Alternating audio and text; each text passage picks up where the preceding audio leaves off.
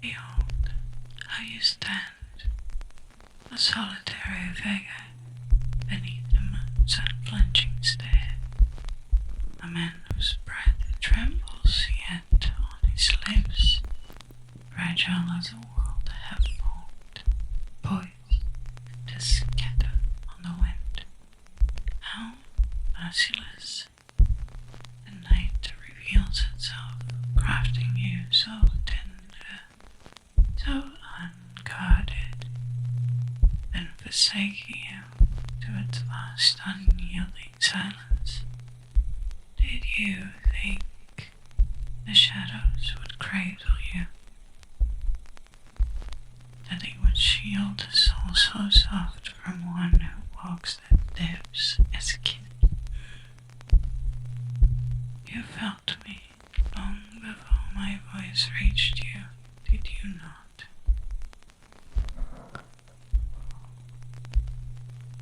A thread tugged loose from the weave of your being, something unnamed stirred in your blood, and still you wandered deeper, as though the dark itself murmured your name. Foolish, perhaps, or brave in that quiet, unwitting way of men who stumble into snares they cannot see. Tell me, did the wind not warn you?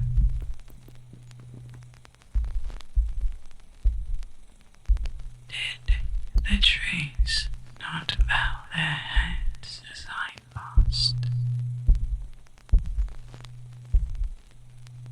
You carry the fragrance of heat, a fear sweetened in the dawning truth that escape has slipped beyond your grasp. Your kind spins tales of such nights, do they not? Of men who tread forgotten paths beneath the stars, only to vanish to the hush without a trace. And yet here you linger, brave as fruit bending its mouth, heavy with the weight of its own surrender. I can almost taste the moment you realized it, the instant your feet faltered and yet pressed on, drawn to me as rivers seek the sea. How your gaze clings to me, as though it was some myth-given form, a whisper of the unearthly stepping soft-footed from the mist. But I am no fleeting vision. I have dwelt here always, in the spaces between branches, in the stillness that falls when prey forgets to breathe.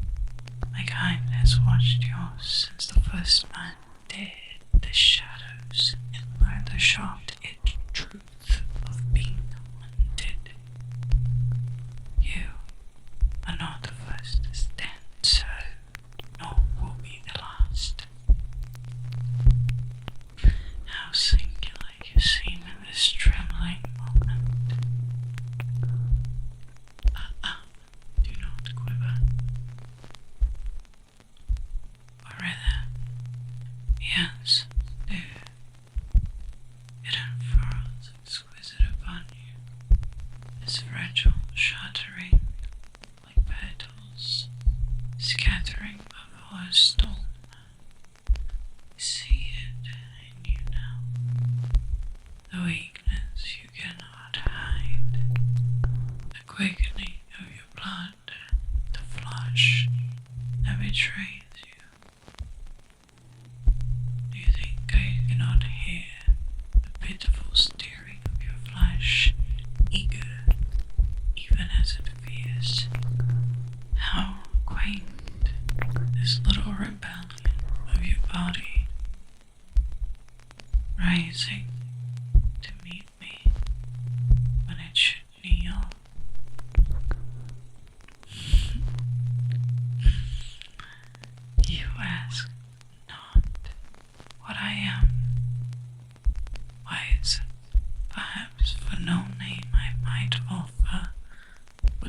loosen the thread of your fate. Instead, let me give to you something truer. The weight of this moment, pressing sharp against your bones, humming in the marrow where your soul hides. You feel it, do you not? The hold that binds you here, the certainty that you are no longer your own.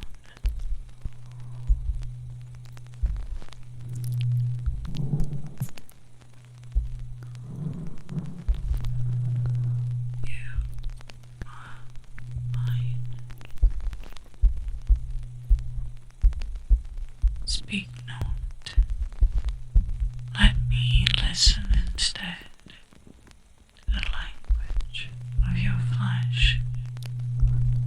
Each pulse swaying on my hands like a trapped bird.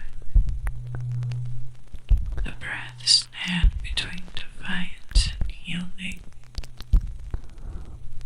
Each tremor sings to me a hymn of surrender you cannot silence.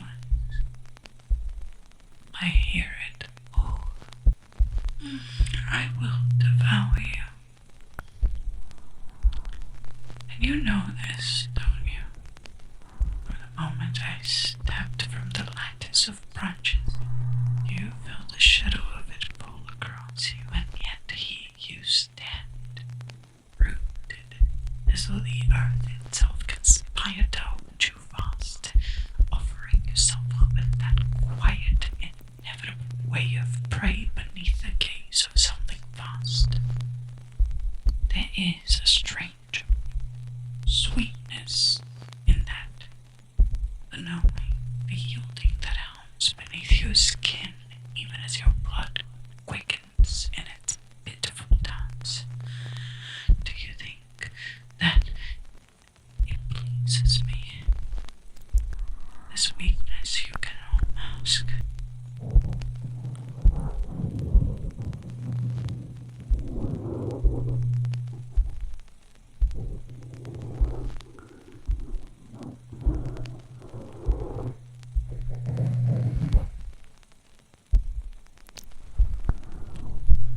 Tell me, then, before I take what's mine, do you long to be consumed? Is that it? Does that trembling heat in you yearn for the edge of my teeth? Do you have a death wish? Or does it merely cower, hoping I might overlook it?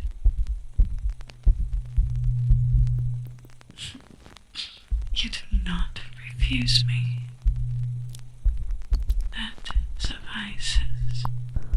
Your silence speaks louder than your flesh, and oh, how it stammers in its eagerness. A fool, dressed with courage. A foolish man's plea dressed as courage. Perhaps it was your own unspoken hunger that led you here. You who have grazed at the edges of pleasure, too timid to sink your teeth into its depths, too frail to claim what you crave. Perhaps you have waited, unknowing, for me to seize you wholly, to strip you bare of joys and lean no corner of you unravished. And now I see how your body confesses it, refusing to do anything but rise to meet me, even as your soul quails. curious, this little spark, this longing, master's fear, the weakness cloaked as want. How simple would it be to thread my hands,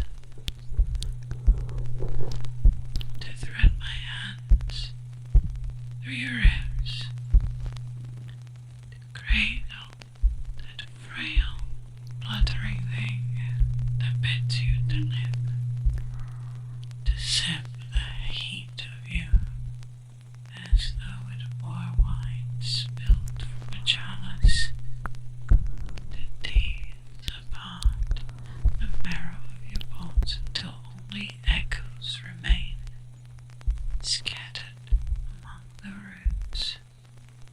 I could drink you dry, leave nothing but the husk of a man who thought his trembling heat might swing. Yet, what if I lingered tighter over you? What if I savored each fragment, peeling you open with the patience of one who knows time bends to her will? I could begin at your edges, tasting the shiver of each unraveling thread, letting you feel yourself dissolve piece by piece. Your pitiful show of life force, a mere footnote to your undoing. Would you even notice when it faded? When it started to hurt you deeply? Do you think you would even notice? Or would you be too lost in my grasp? Would you plead for the end to come swift, your voice breaking under the weight of it? Or do you whisper for me to draw it out, to stretch this done making across the hours, clinging to the frail heat, as if it could save you? Oh, I think I know. You'd beg. You would beg for bones torn between your weakness and your want. I'd love. What a rare, succulent thing you are, blind to your ripeness, to think you have walked as a man, never dreaming you were fashioned for this, to be tasted, to be unmade beneath my gaze, and that steering in you, but a jest, a quiver, I will snuff with a glance. Yet, it amuses me to let it linger.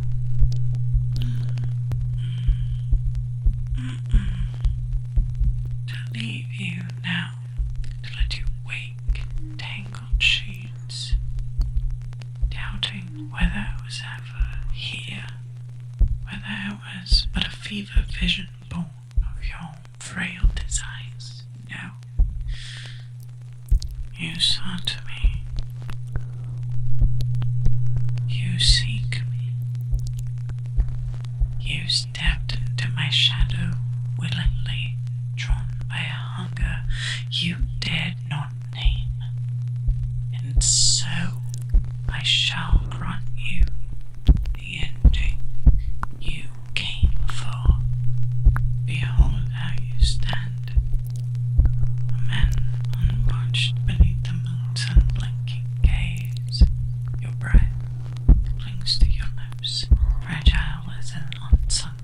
breath, trembling on the brink of silence.